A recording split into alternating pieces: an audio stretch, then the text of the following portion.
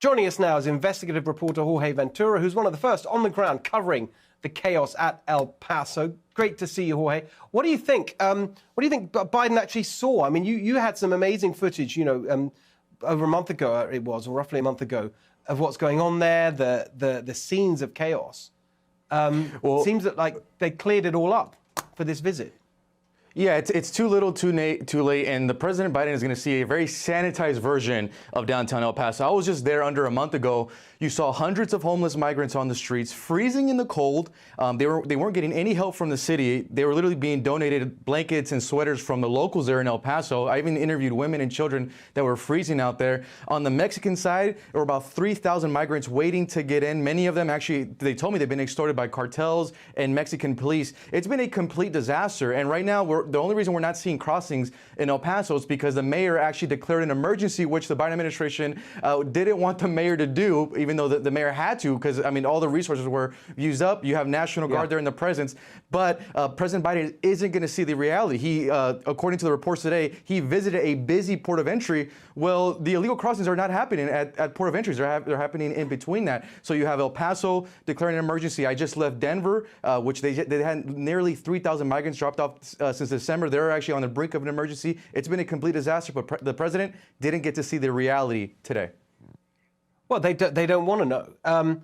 And so can I ask you about the policy stuff there, insofar as we can even take it seriously as a policy announcement?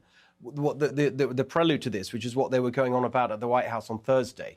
I mean, you know this situation. You've talked to the people there, spent time with them. Is there anything that they said that's going to make a difference to any of this?